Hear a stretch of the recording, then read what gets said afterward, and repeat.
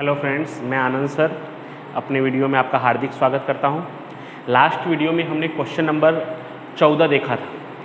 Friends, मुझे आपसे एक शिकायत है। शिकायत इस बात का है कि आप में से कई लोग वीडियो को पूरी अच्छी तरह से नहीं देखते, क्योंकि उनके कुछ प्रश्न ऐसे होते हैं जो वीडियो में मैंने ऑलरेडी सॉल्व किए होते हैं, उनको बताया होता है, और फिर भी वो प्रश्न आने का मतलब ये हुआ कि आप वीडियो को अच्छी तरह से शायद नहीं देखते। तो आप वीडियो को अच्छी तरह से देखिए। ये जो चैप्टर है वार्षिक हिसाब, ये चैप्टर पूरे अकाउंट में आप ऐसा कह सकते हैं 12वीं कक्षा के लेवल के अनुसार कि सबसे कठिन और लेंदी चैप्टर है, यानी ज़्यादा समय लगने वाला चैप्टर है। और फिर भी अगर इसका हमें 50% भी पहली बार में आ रहा है, अभी तो हमने 3-4 सवाल सीखे हैं। मैं आपको सभी सवाल विथ बोर्ड यानी बोर्ड पे करवाकर सभी सवाल सिखाने वाला हूं, और एक भी सवाल होमवर्क के रूप में नहीं देने वाला हूं। कोशिश करूंगा कि सभी उदाहरण भी मैं ही करवाऊं, और नहीं तो एटलीस्ट उसके समायोजन तो मैं आपको करवाऊंगा ही। तो फिर बस आपका क्या काम है? आपका काम ये है कि उस वीडियो को एक बार तो ज़रूर देखें, पूरा समय मिले तो 2 से 3 बार देखें। रविवार के दिन आप खास करके मेरे YouTube channel account easy with Anand sir, make account easy with Anand sir channel पर जाकर सर्च करें, और जो समायोजन वाला है, खाते का नमूना है, वो रविवार होने के कारण कल रविवार है, तो आप उसे अच्छी तरह से फिर से एक बार रेफ़र करें, अच्छी तरह से उसको एक बार फिर से सीखें, तो एटलीस्ट जो सकल तलपट में एंट्री है वो आपको आ ही जाएगी। आज हम लोग जो सवाल सीखने वाले हैं क्वेश्चन नंबर 15 है। तो रोज़ की तरह ही एक छोटे से सुविचार के साथ कि गलती किस व्यक्ति से नहीं होती। गलती तो हर इंसान से होती है। गलती किस व्यक्ति से नहीं होती? गलती तो हर इंसान से होती है, लेकिन सफल वही होता है जो अपने गलतियों को सीखता है, अपने गलतियों से सीखता है और अपने गलतियों को सुधारता है।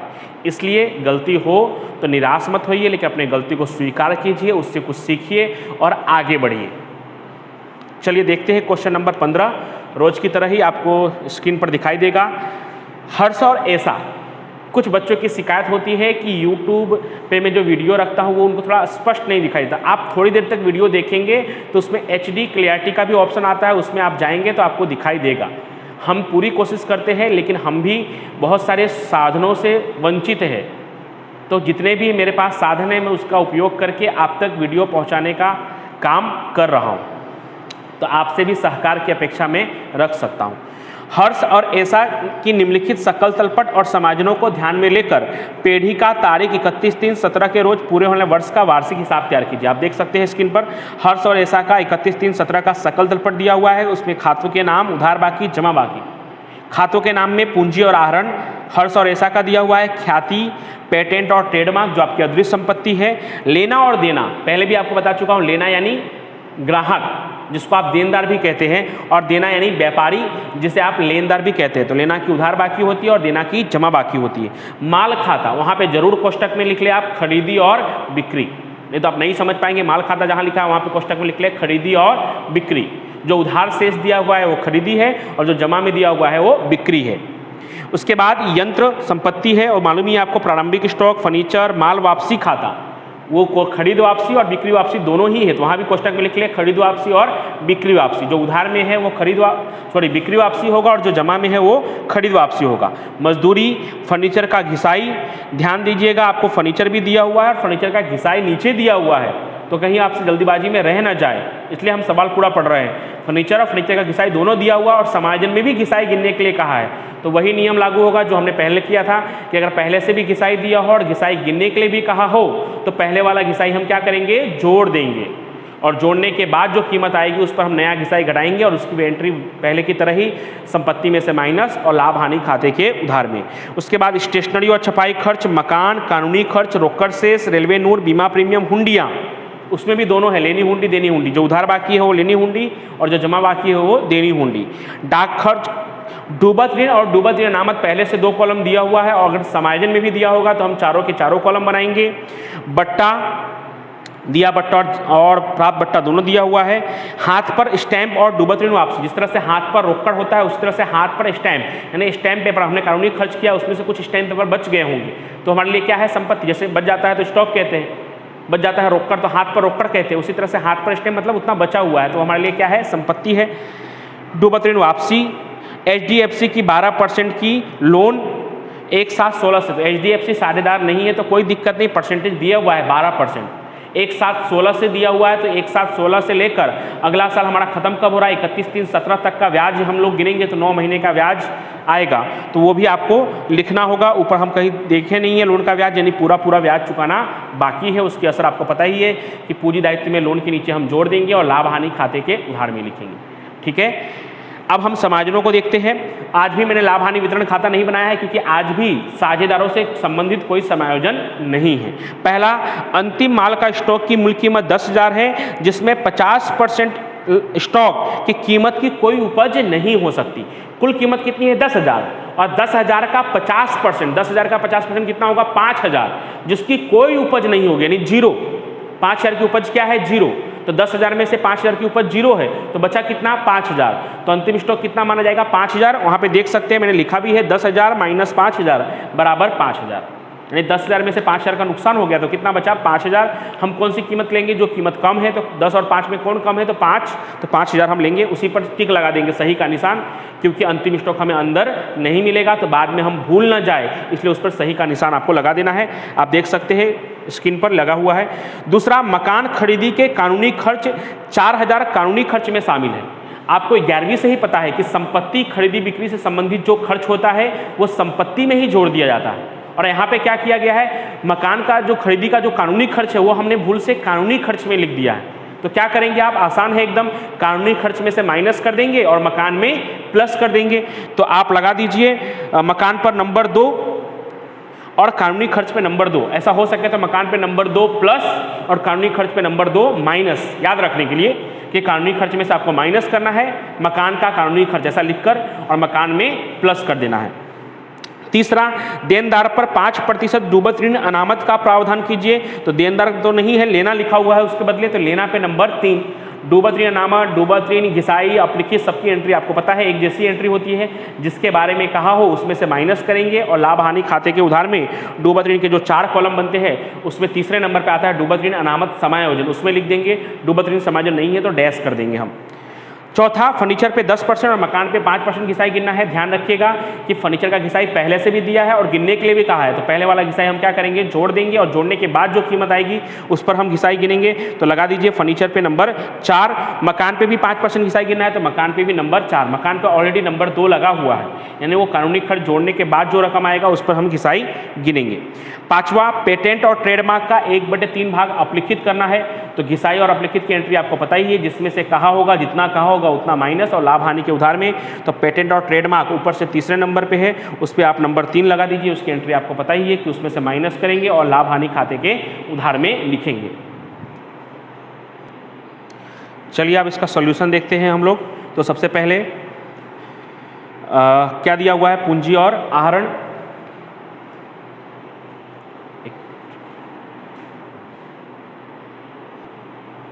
तो पूंजी और आहरण आपको अच्छी तरह से मालूम है कहाँ पे आने वाला है, तो पूंजी खाता में। तो पूंजी खाते के जमा में शेष आगे लाए। पहली साझेदार कौन है, हर्षा और ऐसा। पहली हर्षा है उसके लिए मैंने H लिखा है और ऐसा के लिए Y लिखा है। पूंजी की हमेशा कौन सी बाकी होती है, जमा बाकी। तो जमा में कितना दिया हुआ है 35,000 और 15,000। हर्षा का 35,000 और ऐसा का 15,000। आज उनके लाभ हानि का अनुपात नहीं दिया हुआ है तो कौन सा अनुपात माना जाएगा, समान 1:1। उधार में हम लिखेंगे आहरण। हर्षा के खाने में उधार वाली रकम 5,000 और ऐसा का 2,500। आज आप शुरू से ही अपना मूल्यांकन करते जाइए कि मुझे कहाँ से नहीं आ रहा है और क्या क्या आ जा रहा है एकदम आसानी से, तो आपके लिए बहुत अच्छा रहेगा। और वीडियो के लास्ट तक आप जरूर देखिएगा, क्योंकि वीडियो के लास्ट में जो टेस्ट होने वाला है मैं उसके ब्लूप्रिंट और फॉर्मेट के बारे में भी बात करूंगा। ख्याति संपत्ति लेना में आपको अच्छी तरह से मालूम है, कोई समायोजन नहीं है तो बाहर लिख देंगे। ख्याति कितना दिया हुआ है, ख्याति 5,000। उसके नीचे ही पेटेंट और ट्रेडमार्क, पेटेंट ट्रेडमार्क कितना दिया हुआ है, पेटेंट और ट्रेडमार्क 2,700। इनर कॉलम में लिखेंगे क्योंकि समायोजन है। कौन सा समायोजन है, 5वां। क्या लिखा हुआ है, 1/3 भाग अपलिखित करना है, तो माइनस 1/3 भाग अपलिखित। 2,700 का तीसरा भाग करेंगे तो कितना आएगा 900 घटाएंगे तो बाहर कितना आएगा 1800। और जैसे ही आपने यहाँ से कुछ भी माइनस किया तुरंत कहाँ पे आएगा, लाभ हानि खाते के उधार में क्या लिखेंगे, पेटेंट अपलिखित। अब जगह नहीं है इसलिए ट्रेडमार्क नहीं लिखा है, आप लिख दीजिएगा ऐसा हो तो, पेटेंट अपलिखित कितना, तो 900। पेटेंट के बाद क्या लिखा हुआ है, पेटेंट और ट्रेडमार्क के बाद लेना और देना। तो आपको अच्छी तरह से मालूम है लेना यानी क्या, देनदार। कोष्टक में मैं लिख दे रहा हूं कितना दिया हुआ लेना, तो उधार बाकी वाला 31,000 और देना यानी लेनदार। लेना को अंदर लिखा है क्योंकि उस पर समायोजन है, देना पर कोई समायोजन नहीं तो डायरेक्ट हम बाहर लिख देंगे। कितना, जमा बाकी में 25,000। चलो लेना पे कौन सा समायोजन है, तो लेना पर एक छोटा सा समायोजन है तीसरा, देनदारों पर 5% डूबत ऋण अनामत का प्रावधान करो। तो -5% डूबत अनामत, 31,000 का 5% करेंगे तो 1550, 31,000 में से माइनस करेंगे तो 29,450। अब डूबत ऋण अनामत की दूसरी असर कहाँ होगी, तो लाभ हानि खाते के उधार में 4 कॉलम हम बना ही देते हैं पहले से। डूबत ऋण, एक मिनट, चलिए देखिए कुछ टेक्निकल प्रॉब्लम आ गया था। डूबत ऋण तलपट, हम लोग 4 कॉलम बनाते हैं, डूबत ऋण तलपट प्लस डूबत ऋण समायोजन, 2 बार डूबत ऋण लिखना होता है हमें और 2 बार डूबत ऋण अनामत लिखना होता है। ऊपर नीचे तलपट लिखना होता है, बीच में दोनों समायोजन लिखना होता है और लास्ट वाला जो होता है वो माइनस में लिखना होता है क्योंकि उसकी जमा बाकी दी होती है और हम उधार में लिख रहे होते हैं। तो अभी हमने क्या हल किया है, समायोजन हल किया है। समायोजन में कितना है, तो 1550 दिया हुआ है और 1550 क्या है, डूबत ऋण अनामत है। तो डूबत ऋण समायोजन वाले कॉलम में डैश, डूबत ऋण अनामत समायोजन वाले में 1550 और बाकी का सकल तलपट वाला जब बाद में आएगा तब हम लिखेंगे। चलिए लेना और देना के बाद दिया हुआ है माल खाता। माल खाता को हम क्या कहेंगे, खरीदी और बिक्री। खरीदी व्यापार खाते के उधार में ऊपर से एक लाइन प्रारंभिक स्टॉक के लिए छोड़ा है, तो खरीदी उधार वाला कितना, 40,000 इनर कॉलम में खरीद वापसी के लिए, और बिक्री जमा में कितना दिया हुआ है बिक्री, तो 89,250। अब खरीदी और बिक्री के बाद क्या दिया हुआ है, यंत्र खाता। यंत्र खाता कहाँ पे, संपत्ति लेना में।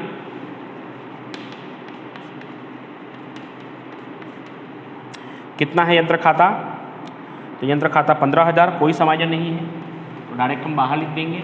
यंत्र खाता के बाद क्या है, प्रारंभिक स्टॉक। व्यापार खाते के उधार में सबसे ऊपर प्रारंभिक स्टॉक आपको अच्छी तरह से मालूम है। कितना है प्रारंभिक स्टॉक, 6,000। तो यहाँ तक तो लगभग कोई दिक्कत नहीं आई होगी पूंजी, आहरण, देनदार या ख्याति पेटेंट लिखने में, तो लगभग पूरे सवाल में ही कोई दिक्कत नहीं आएगी, बस आप लास्ट तक देखते रहिए। फर्नीचर, फर्नीचर पे एक समायोजन है, थोड़ा ध्यान रखने वाली बात है। तो फर्नीचर पहले इनर कॉलम में कितना, तो फर्नीचर दिया हुआ है, प्रारंभिक स्टॉक था आपका 6,000, उसके नीचे फर्नीचर है 3,000। ध्यान में रखने वाली बात यह है कि फर्नीचर का घिसाई भी पहले से दिया हुआ है, ध्यान रहे आपका। तो पहले से घिसाई दिया हुआ है, वो थोड़ा नीचे दिया हुआ है लेकिन हम लिख लेंगे कितना दिया हुआ है घिसाई पहले से, 300। तो इस तरह से फर्नीचर कुल मिलाकर 3,300 हो जाएगा। और समायोजन कौन सा है उस पर, फर्नीचर पर, तो समायोजन चौथा है कि फर्नीचर पे 10% घिसाई गिनना है, तो माइनस घिसाई 10% के हिसाब से 330, बाहर कितना आएगा, तो 2,970। और घिसाई की दूसरी एंट्री कहाँ पे आएगी, तो लाभ हानि खाते के उधार में फर्नीचर का घिसाई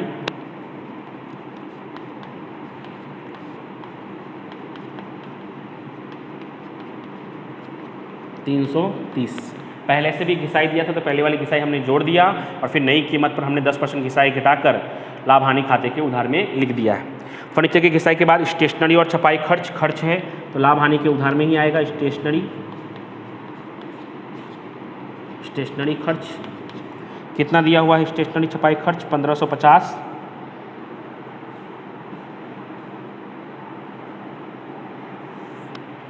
फर्नीचर हमने लिखा था, फर्नीचर के बाद माल वापसी खाता, क्योंकि हमने घिसाई वाले के नीचे लिख दिया माल वापसी खाता दिया हुआ है फर्नीचर के बाद सकल तलपट में माल वापसी खाता। ध्यान दीजिएगा, माल वापसी खाता मतलब जिसमें उधार माल वापसी और जमा माल वापसी दोनों होगा। तो जो उधार वाला है वो कहलाएगा बिक्री वापसी और जो उधार वाला है वो बिक्री वापसी कहलाएगा। बिक्री वापसी कितना दिया हुआ है तो आप देख सकते हैं 7,500 और खरीद वापसी दिया हुआ है जमा में 5,000। तो बिक्री वापसी 7,500 और खरीद वापसी जमा में दिया हुआ है 5,000। वो पहले हमने स्टेशनरी खर्च लिख दिया क्योंकि हमने फर्नीचर की घिसाई के नीचे से एंट्री चालू कर दी, लेकिन ऊपर से हमारी एंट्री थोड़ी बाकी थी। तो 40,000 में से 5,000 घटाएंगे तो 35,000 बाहर लिख देंगे क्योंकि कोई समायोजन नहीं है। और 89,000 में से 7,000 घटाएंगे 82 और इसमें से 81,750। माल वापसी के बाद दिया हुआ है मजदूरी। मजदूरी आ मजदूर डे का फेमस खर्च आपको मालूम ही है, व्यापार खाते के उधार में आएगा मजदूरी। कितना है मजदूरी तो 4,000। अब मजदूरी के बाद क्या दिया हुआ है फर्नीचर का घिसाई, जिसकी एंट्री हम पहले से ही कर चुके हैं। उसके बाद हमने पढ़ना चालू कर दिया था तो स्टेशनरी छपाई खर्च हमने लिख दिया है। स्टेशनरी खर्च नाम कितना दिया हुआ है स्टेशनरी खर्च तो 1,550। उसके बाद मकान, आपको अच्छी तरह से मालूम है मकान कहाँ पे आएगा, संपत्ति लेना में। अब यहाँ पे इतनी जगह नहीं है क्योंकि उस पर 2 समायोजन है तो मजबूरी बस मैं नीचे लिख रहा हूँ। मकान कितना दिया हुआ है पहले से 46,000। कौन सा समायोजन है उस पर, दूसरा और चौथा। दूसरा में क्या लिखा है, मकान खरीदी का कानूनी खर्च 4,000 है जो हमने कानूनी खर्च में शामिल कर दिया है। तो हम क्या करेंगे, कानूनी खर्च जब हम लिखेंगे तो उसमें से माइनस कर देंगे और मकान में प्लस कर देंगे। कानूनी खर्च 4,000, जब 4,000 प्लस कर देंगे तो कितना हो जाएगा 50,000। मकान ऐसे स्थायी संपत्ति है तो हमें ऊपर लिखना चाहिए, लेकिन जगह नहीं है तो कोई बात नहीं, हम नीचे लिख सकते हैं जब जगह नहीं है तो। घिसाई कितना परसेंट तो कौन सा समझना है घिसाई का, चौथा। मकान पे 5% घिसाई गिनना है, 5% घिसाई गिनेंगे तो 2,500 बाहर आएगा 47,500। 2,500 की दूसरी एंट्री फिर से लाभ हानि खाते के उधार में मकान का घिसाई।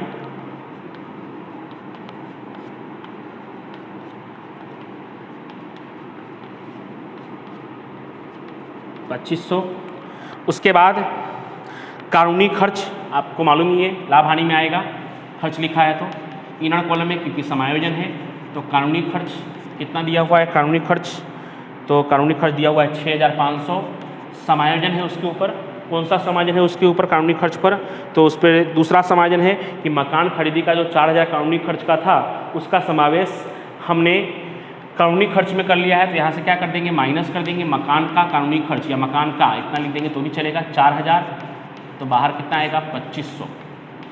अब कानूनी खर्च के बाद क्या दिया हुआ है, रोककर शेष। आपको अच्छी तरह से मालूम है संपत्ति लेना में रोककर शेष कितना है, रोककर शेष 300। रोककर शेष के बाद क्या दिया हुआ है, रेलवे नूर। आ मजबूर डे में आता है न से नूर, तो व्यापार खाते के उधार में रेलवे नूर। रेलवे नूर कितना दिया हुआ है 600। फ्रेंड्स थोड़ी दिक्कत होती है क्योंकि ये लाइन सामने सामने नहीं होता, इसके लिए नहीं तो हम और भी जल्दी और भी आसानी से सवाल पूरा कर सकते हैं। बीमा प्रीमियम ये खर्च है, तो लाभ हानि खाते के उधार में बीमा प्रीमियम कितना दिया हुआ है, बीमा प्रीमियम तो बीमा प्रीमियम दिया हुआ है 1,150। बीमा प्रीमियम के बाद हुंडिया उधार में भी दिया है और जमा में भी दिया है। जो उधार में दिया हुआ है वो क्या कहलाएगा, लेनी हुंडी उधार वाला। कितना है उधार में 4,000 और जो जमा में है वो क्या कहलाएगा, देनी हुंडी।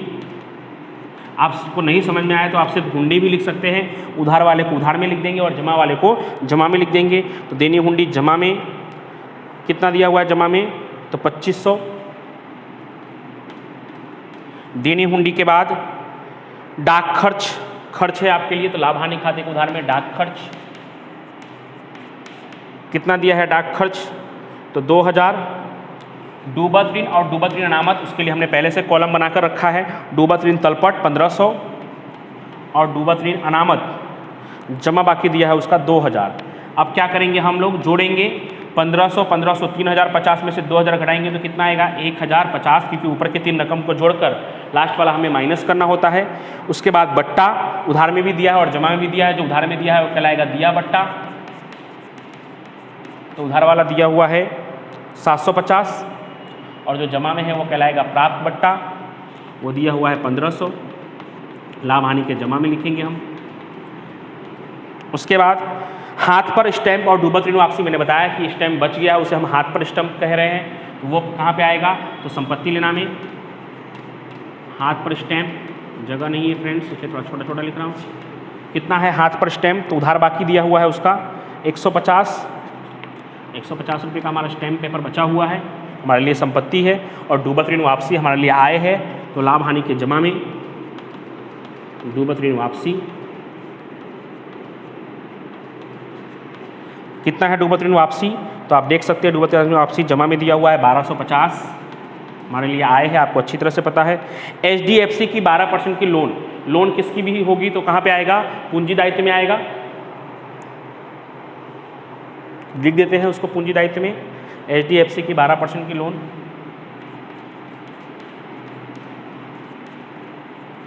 कितना दिया हुआ है लोन, 10,000। अब ये 10,500 का लोन नहीं है, तो अगर नहीं कहा होता तो ब्याज नहीं गिनते, लेकिन कहा है 12% की लोन और अभी तक कोई ब्याज नहीं आया, मतलब चुकाना बाकी ही है पूरा, तो चुकाना बाकी ब्याज, तो कैसे गिनेंगे, तो 10,000 गुणे 12%, लेकिन पूरे साल का नहीं है क्योंकि कब से लिया गया है, 1/7/16 से लिया गया है, तो 1/7/16 से अगले साल 31/3/17 तक 9 महीना होता है, तो 9/12, तो 9/12 करेंगे तो 1 लाख का 12% 12,000 आएगा, और 12,000 का 9/12 करेंगे तो 9,000 आएगा, तो 900 आएगा, 1 लाख नहीं है ये 10,000 है, 10,000 का 12% करेंगे तो 1200, और 1200 का 9/12 करेंगे तो 900, इस तरह से 10,900। और ब्याज आपके लिए खर्च है, इसलिए लाभ हानि के उधार में लोन का ब्याज खर्च के रूप में लेखा कर देंगे, कितना, 900। अब तलपट की सभी असर हो गई है, अब समाजनों में देखते हैं कौन सा बाकी है, तो समाजनों में शायद हमारा पहला बाकी है, बाकी दूसरा हो गया है मकान का, उसके 2 असर हो चुके थे, मकान कानूनी खर्च में हमने प्लस कर दिया था और कानूनी खर्च में से मकान का माइनस कर दिया था। तीसरा देनदार पर डूबत इनामत हो चुका है 2 असर, फर्नीचर पे घिसाई, मकान पे घिसाई की भी हो चुके हैं असर, पेटेंट और ट्रेडमार्क का पहले ही असर हो चुका था।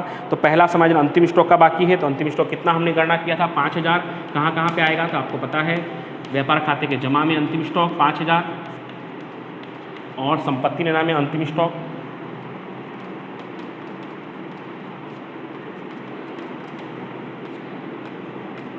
5,000।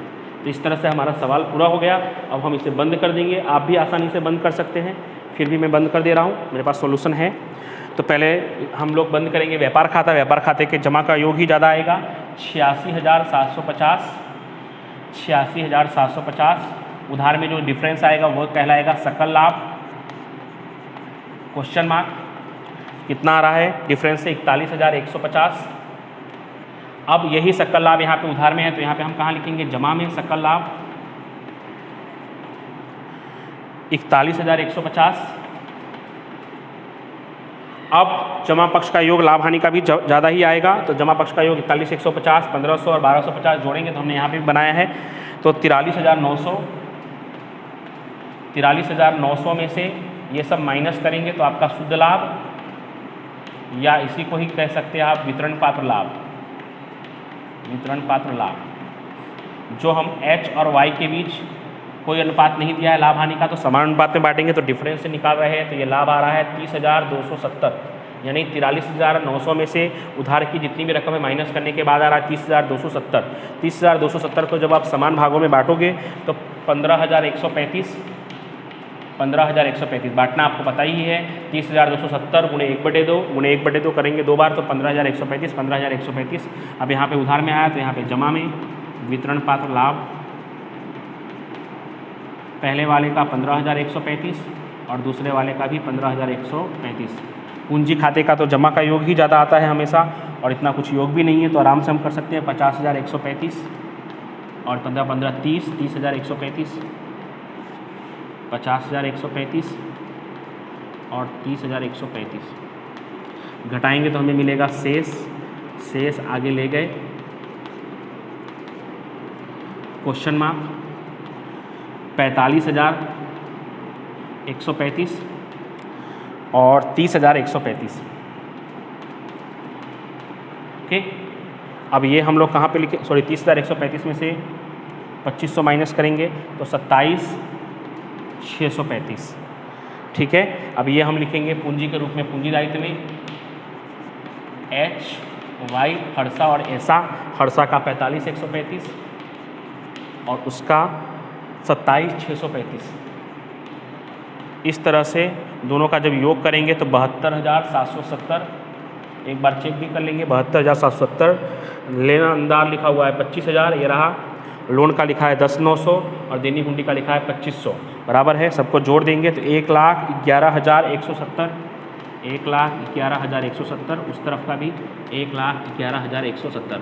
आप भी चेक कर लीजिएगा, क्योंकि मैं भी आपकी तरह ही एक इंसान हूँ। हो सकता है कहीं पे कोई आंकड़े लिखने में जीरो कम ज़्यादा हो जाए, तो आप ठीक कर लीजिएगा, क्योंकि ये लाइव वीडियो चल रहा होता है और भी मैं अकेले ही वीडियो को शूटिंग कर रहा होता हूँ और मैं कोई प्रोफेशनल यूट्यूबर नहीं हूँ। ये तो सबको आसानी से फ्री ऑफ कॉस्ट में सुविधा मिल जाए, इसलिए मैं ये कोशिश कर रहा हूँ कि किसी भी स्कूल के हिंदी मीडियम के जो बच्चे हैं वो आसानी से फ्री ऑफ कॉस्ट में ये सीख सके, इसके लिए मेरी ये सुविधा है। तो इसलिए आप अच्छी तरह से इसको देखिएगा। जो टेस्ट होने वाला है उसकी सूचना मैंने ग्रुप में दी है, उसका ब्लूप्रिंट भी मैंने ग्रुप में दिया हुआ है। उस ब्लूप्रिंट के हिसाब से चैप्टर नंबर 1 और 2 का टेस्ट होगा। पार्ट 1 में से कुछ थियरी, MCQ और कुछ शॉर्ट क्वेश्चन आएंगे और पार्ट 2 में से एक वार्षिक हिसाब होगा। पूरा चैप्टर तब तक हमारा फिनिश हो जाएगा जब तक टेस्ट की मैंने जो डेट दी है, और उसका मैं अच्छी तरह से रिविजन भी करवा दूंगा। कल संडे है तो आप अच्छी तरह से जो वार्षिक हिसाब का नमूना और समायोजन है, खास करके जो नए बच्चे हैं, उस वीडियो को फिर से देखें और उसको अच्छी तरह से याद करें। तब तक के लिए थैंक यू सो मच।